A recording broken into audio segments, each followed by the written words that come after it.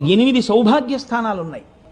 ఆ 8 సౌభాగ్య స్థానాల్ని పొరపాటున కూడా కాలుతో తొక్కడం కానీ, కాలు తగలడం కానీ, నోటితో నింద చేయడం కానీ, విమర్శించడం కానీ, తక్కువ చేసి మాట్లాడడం కానీ చేస్తే అటువంటి వారు ఉత్తర జన్మలయందు అమ్మవారి యొక్క అనుగ్రహాన్ని కోల్పోతారు.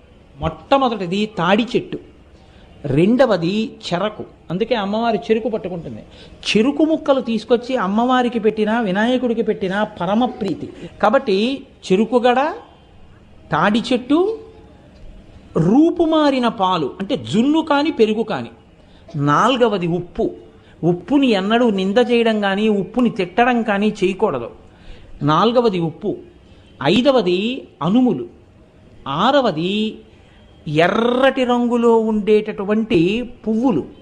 ఇంకొక 2 స్థానాలు కూడా ఉన్నాయి. జీలకర్ర. 8వది ధనియాలు.